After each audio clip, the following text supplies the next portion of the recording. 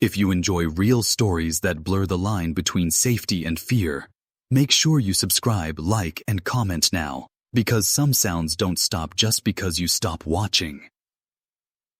At exactly 4:02 a.m., Evan woke to the sound of his front door handle moving.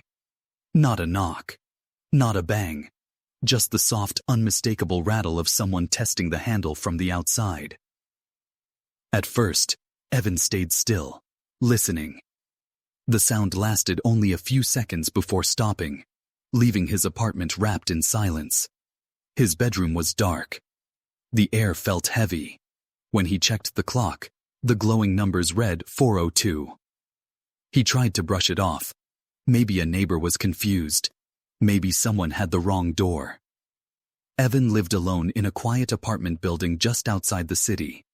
3 floors, long hallways, nothing unusual. Still, the sound felt intentional. The next morning, Evan told himself it wouldn't happen again. But the following night, it did. Once again, at exactly 4:02 a.m., the handle rattled. Same duration, same pressure, same sudden stop. Evan got out of bed and looked through the peephole. The hallway lights were on. The floor was empty. No footsteps, no shadows, nothing. Over the next several nights, the sound returned without fail. Always 4:02, never early, never late. 5 seconds, then silence. Evan stopped sleeping. He began waiting for the noise, watching the clock as each minute passed. His fear wasn't panic, it was confusion. Whoever was touching his door didn't linger, didn't knock again, didn't return later. It was as if they were checking something. After the 10th morning, Evan contacted the building manager. The locks were inspected. The door was solid, no signs of damage. According to the building's hallway camera, no one was ever standing outside his apartment at night. That answer didn't make Evan feel better. So he bought his own camera. He mounted it directly across from his front door, aiming down the hallway. Night vision enabled, recording continuously. If someone was there, he needed proof. The next morning, at 4:02 a.m., the sound came back. When Evan reviewed the footage, his breath caught. The handle moved. The sound was clear, but the hallway was completely empty. And in that moment, Evan realized something was wrong, because the door was being touched by something the camera could not see. Evan watched the footage again and again, hoping to find something he missed. Each time, the result was the same. At 4:02 a.m., the door handle moved slightly downward, then snapped back into place. The sound matched perfectly. It was physical, real, but the hallway remained empty from every angle. No figure, no reflection, not even a flicker of shadow. Evan worked in IT.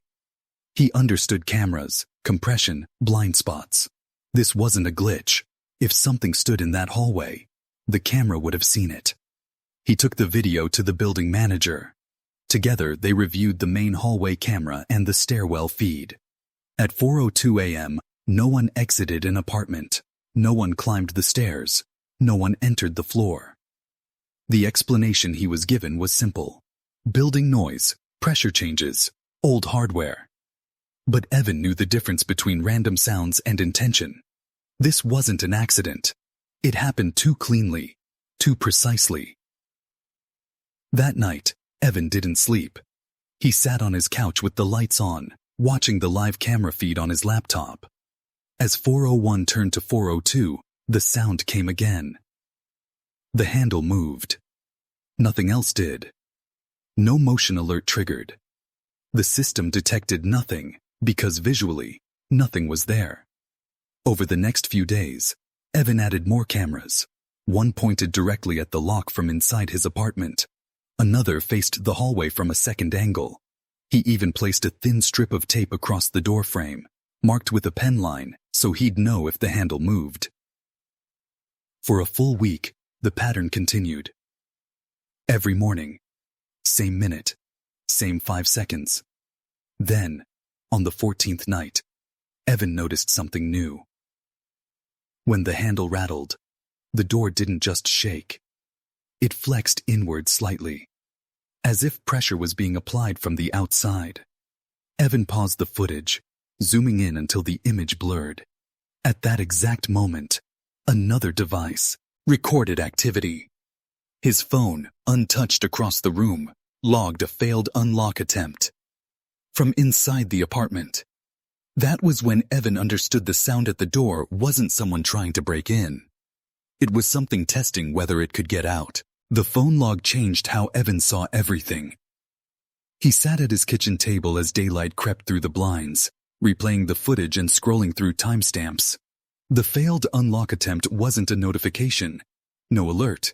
No vibration. It lived deep in the system history, recorded at 4:02:03 a.m., the exact second the door flexed inward. Location: inside device. Method: manual. Result: failed. Evan hadn't moved. He had been watching the door in real time. The phone never left the counter. That night, Evan didn't stay in the apartment. He asked a friend if he could crash on the couch and offered no details beyond. "Something's wrong with my place." Before leaving, Evan locked the door carefully and placed a thin strip of tape across the handle, marked with a pen line. If the handle moved even slightly, the tape would snap. One more thing bothered him. Before shutting the door, Evan placed his phone inside the apartment and started an audio recording. He returned just after sunrise. The tape was broken. It wasn't peeled or loosened. It was torn clean through. Inside, the apartment looked untouched. Furniture hadn't moved. Nothing was missing. But the air felt stale, as if the space hadn't been empty overnight. Evan opened the audio file. For hours, there was nothing but low static. At 4:01 a.m., the background noise shifted, like the room itself reacting. Then, at 4:02, the rattling exploded through the speakers, louder than he'd ever heard it in person. Beneath the metal sound, there was something else. A slow, uneven breathing. Not near the door, not near the phone. It sounded distant, muffled, like it was coming from inside the walls. The breathing deepened as the handle rattled faster. Then, abruptly, both stopped. 5 seconds of silence followed. Then came one final sound. A soft knock. Not on the front door, but from inside Evan's bedroom, closet. When Evan opened the closet later that morning, no one was there. Only the door slightly ajar. And deep scratch marks carved into the inside wood, at hand height. Facing outward, Evan didn't spend another night in that apartment. After finding the scratches inside the closet, he called the police and waited outside until they arrived. He showed them everything: the videos, the timestamps, the broken tape, the audio recording. The officers listened carefully, but their expressions never changed. They'd heard strange stories before. This one just happened to come with evidence. Inside the apartment, they examined the door, the lock, and the closet. The scratches were photographed. They were fresh, deep, and irregular, not something made by keys or pets. Still, there was no sign of forced entry, no footprints, no fingerprints on the handle besides Evan's. One officer suggested stress. Another mentioned possible sleepwalking. Both explanations were added to the report. Evan asked one question before they left. "Can you check the building access logs?" That took longer. The building manager arrived with system access, and together they reviewed keycard scans, stairwell motion sensors, and hallway cameras. According to the logs, no one had entered Evan's floor between midnight and 6 in the morning for nearly a month. But at 4:02 a.m., something strange appeared every single day. The building's internal sensor for Evan's apartment briefly registered activity, then immediately corrected itself to an error. The system never flagged it because the error resolved too quickly. Sensors don't activate themselves. That night, Evan stayed at his friend's place again. Unable to sleep, he opened the live feed from the apartment on his phone. At 4:02 a.m., the hallway camera glitched for less than a second. The interior camera didn't. Instead, it showed the bedroom closet door, previously closed, slowly moving. Not opening fully. Just enough to create a thin vertical gap. Something pressed outward from inside the darkness. Not a face. Not a hand. Just pressure.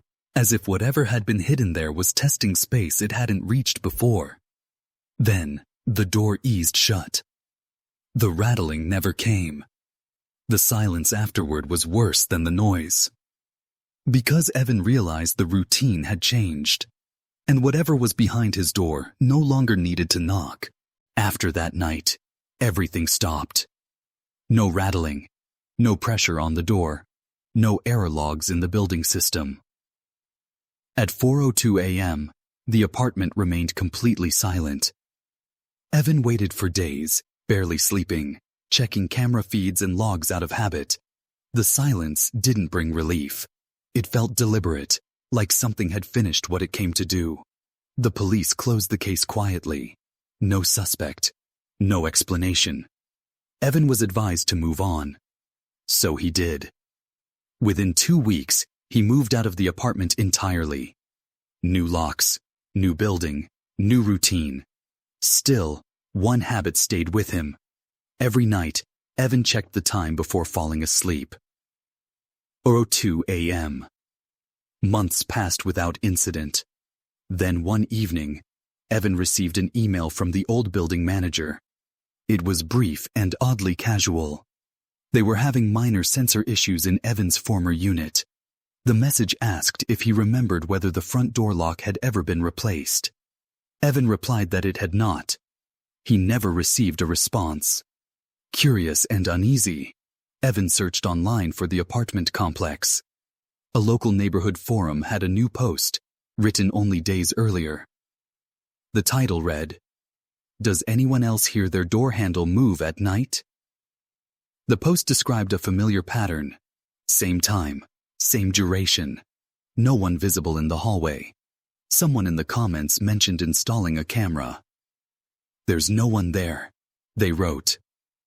Another user uploaded a photo of their door lock. Evan recognized it immediately. Same model, same wear marks. That night, Evan stayed awake. At 4:01 a.m., his phone vibrated with a system alert. Nearby device attempted connection. The location listed his old address. At 4:02 a.m., the alert vanished. No sound followed. Just confirmation. The routine hadn't ended. It had moved on. And residents in that building still report the same thing today.